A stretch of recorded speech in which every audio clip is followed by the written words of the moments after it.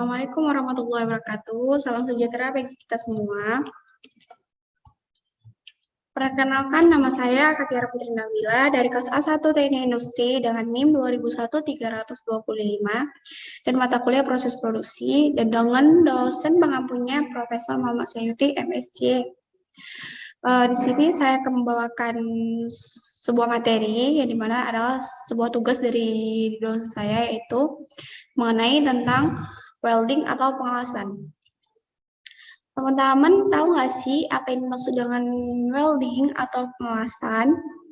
Sebelum kita memasuki apa yang dimaksud dengan pengelasan, kita harus mengetahui ini definisi dari las. Definisi las adalah penyambung besi dan sebagainya dengan cara membakar. Lebih lanjutnya itu pengelasannya adalah semacam yang berupa penggabungan dua benda dari bahan-bahan tersebut dengan cara melelehkan ujung kedua benda bersama-sama menggunakan panas tinggi dan kemudian membiarkannya menjadi dingin sehingga kedua ujungnya tersebut menyatu. Nah, selanjutnya kita masuk nih pengertian pengelasan atau biasa disebut dengan welding. Pengelasan atau welding adalah salah satu teknik penyambungan logam dengan cara mencairkan sebagian logam induk dan logam pengisi dengan atau tanpa tekanan dan dengan atau tanpa logam penambahnya dan menghasilkan sambungan yang kontinu. Yang dimaksud dengan kontinu itu yang benar-benar real, yang benar-benar nyata.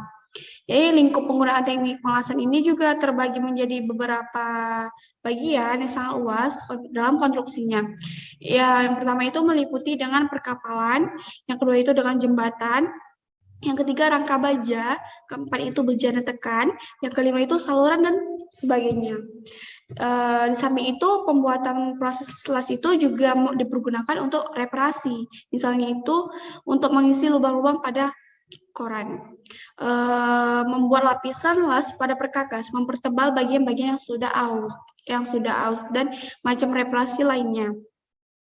Pengelasan bukan tujuan utama dari konstruksinya, tetapi hanya merupakan sarana untuk mencapai ekonomi pembuatan yang lebih baik.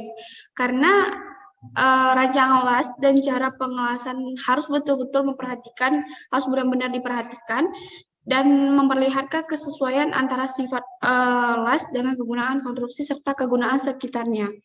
Nah, selanjutnya itu setelah kita mengetahui pengertian, kita juga harus mengetahui nih proses pengelasannya gitu.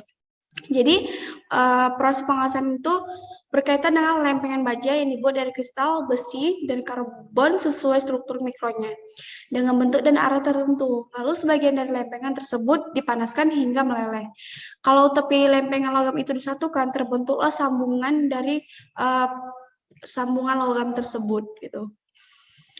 Di sini juga ada jenis-jenis pengelasan dan pemotongan. Sampai pada waktu ini, banyak sekali cara-cara klasifikasian yang digunakan dalam bidang las. Ini disebabkan karena perlu adanya kesepakatan dalam hal-hal tersebut. Secara konvensional, cara-cara pengklasifikasian tersebut pada waktu ini dibagi menjadi dua golongan. Yang pertama itu berdasarkan kerja dan klasifikasi. Yang kedua itu berdasarkan energi yang digunakan.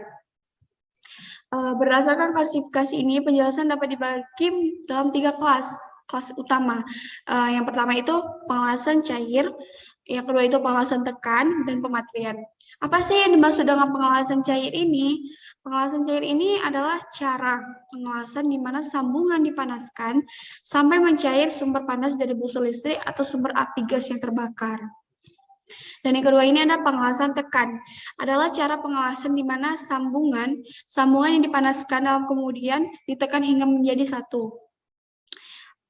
Sambungan dipanaskan dan kemudian ditekan menjadi satu ini yang dimaksud kayak sebuah logam yang kita lakukan dengan pengelasan awalnya itu belum menjadi satu atau fungsi terbelah menjadi dua. Dia setelah disatukan menjadi dilas, dia akan menjadi satu gitu setelah dipanaskan.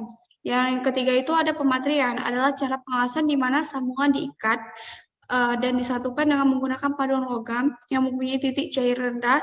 Dalam hal ini logam itu tidak turut mencair. Jadi yang dimaksud dengan cara pengelasan ini, dia diikat, sambungan ini akan diikat oleh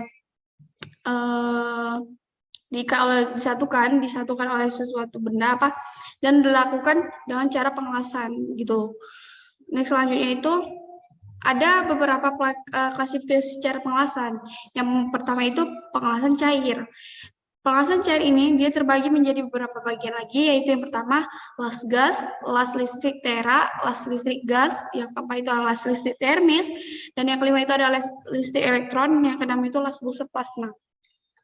Dan selanjutnya itu ada pengelasan tekan, yang dimana dibagi menjadi beberapa bagian lagi. Yang pertama itu las resistensi, yang kedua itu las titik, yang ketiga itu las penampang, yang keempat itu las busur tekan, yang kelima itu las tekan, dan yang keenam itu adalah las tumpul tekan. Selanjutnya itu las karbit. Mungkin teman-teman sebelumnya mengetahui nih, dan ada juga yang belum mengetahui apa sih yang dimaksud dengan las karbit gitu. Las karbit adalah proses penyambungan logam dengan logam yang menggunakan gas karbitnya yaitu C2H2 sebagai bahan bakarnya. Prosesnya itu membakar bahan bakar yang telah dibakar oleh gas dengan O2 sehingga menimbulkan nyala api dengan suhu yang mencairkan logam induk dan logam pengisinya.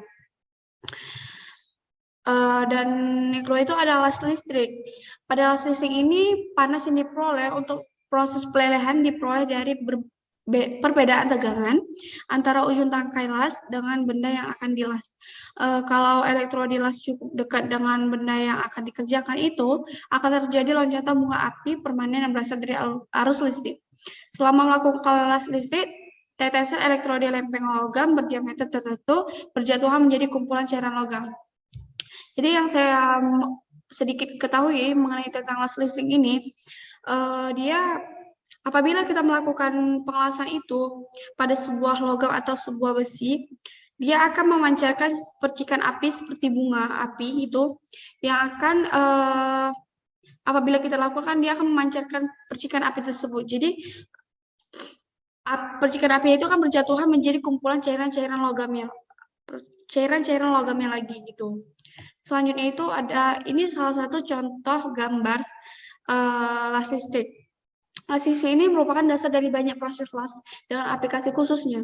Salah satunya itu paling terkenal adalah las MIG atau MAG atau biasa disebut metal inert gas atau metal aktivitas gas.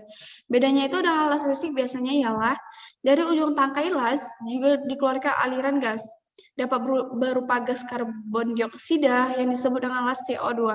Tetapi dapat juga argon atau campuran beberapa gas. Aliran gas itu melindungi cairan yang meleleh dari udara sekitarnya. Udara mengandung oksigen yang pada suhu sekitar 1800 derajat Celcius dapat membuat karat. Nah, selanjutnya itu elektrode. Seperti tadi ada dijelaskan di bagian las listrik, ada mengenai tentang elektrode. Mungkin di sini kan kita sedikit lebih dalam apa sih elektrode itu. Elektrode itu biasa disebut dengan kawat las. Ialah suatu benda yang dipergunakan untuk melakukan pengelasan listrik yang berfungsi sebagai pembakar yang akan menimbulkan busur nyalanya. Jadi yang saya ketahui sedikit nih mengenai elektrode atau biasa disebut dengan kawat las itu kawat yang kita lakukan saat melakukan pengelasan. Jadi kawat itu dia akan kita bakar juga saat melakukan dengan logam. Jadi fungsi itu tadi yaitu pembakaran yang akan menimbulkan busur nyalanya api tadi tersebut gitu. Jadi standar kawat las listrik juga ada. Yang pertama merujuk pada keterangan kawat las listrik alias elektrode tadi. Dan yang kedua itu ada angka pertamanya merujuk pada kekuatan tarikan dari kawat las yang dinyatakan dalam satuan kilopan square inch atau KSI. Satuan ini juga sering dinyatakan dalam ILBN atau IN kuadrat. Yang ketiga itu merujuk pada posisi pengelasan yang bisa dilakukan dengan elektrode tersebut. Angka 1 menunjukkan penggunaan pada semua posisi. Angka 2 menunjukkan bahwa kawat las tersebut dapat dipakai pada posisi datar dan horizontal. Dan angka 3 menunjukkan bahwa kawat las tersebut hanya dapat dipakai pada posisi flat saja. Dan yang keempat itu merujuk pada sejenis pelapis dan arus yang dipergunakan pada elektrode tersebut. Nah, selanjutnya ini ada beberapa bagian mengenai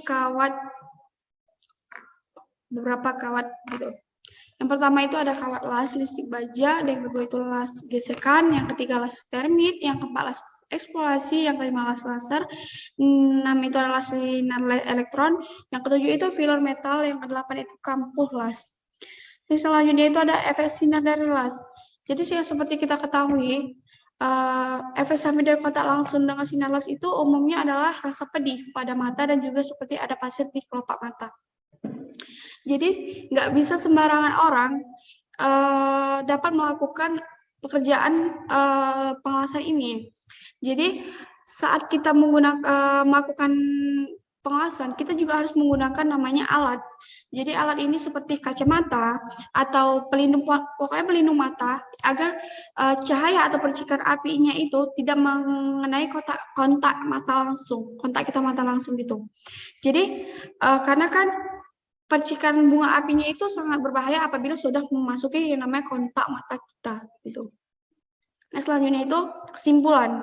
Jadi sini ada kesimpulan dari beberapa dari materi saya. Yang pertama itu adalah las adalah penyambung besi dan sebagainya dengan cara membakar. Lebih lanjut, pengelasan adalah satu proses fabrikasi logam, termoplastik atau semacamnya yang berupa penggabungan dua benda dari bahan-bahan tersebut dengan cara melelehkan ujung kedua benda bersamaan menggunakan panas tinggi dan kemudian membiarkannya menjadi dingin sehingga kedua ujung tersebut menyatu. Dan yang kedua itu adalah proses pengelasan berkaitan dengan lempengan baja yang dibuat dari kristal, besi, dan karbon sesuai struktur mikronya dengan bentuk dan area tertentu. Lalu sebagian dari lempengan logam tersebut dipanaskan hingga meleleh. Kalau tepi lempengan logam itu disatukan, terbentuklah sambungan.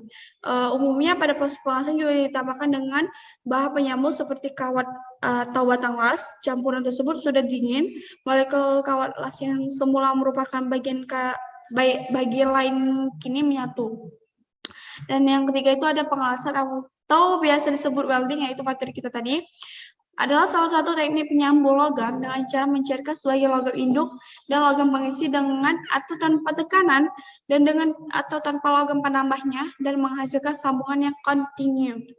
Dan yang terakhir itu, efek samping dari kontak langsung dengan sinar las umumnya adalah rasa pedih pada mata dan juga seperti ada pasir di kelopak mata. Adapun untuk pertolongan pertamanya adalah dengan obat tetes mata ataupun analgesik. Selain itu, dan juga setelah melakukan proses pengelasan, kompres mata menggunakan air dingin atau es agar tidak terjadi kelelahan pada mata. Jadi, seperti yang kita ketahui tadi, tidak bisa sembarangan orang yang bisa menggunakan alat tersebut atau biasa disebut pengelasan tadi, karena mempunyai efek samping yang sangat berbahaya bagi kita juga gitu, apalagi kena kontak langsung ke mata. Mungkin sekian dan terima kasih. Sekian dan terima kasih dari hasil materi penjelasan saya. Lebih kurang saya mohon maaf. Apabila ada kekurangan, saya mohon maaf. Saya akhiri dengan wabillahi taufiq wal hidayah. Wassalamualaikum warahmatullahi wabarakatuh.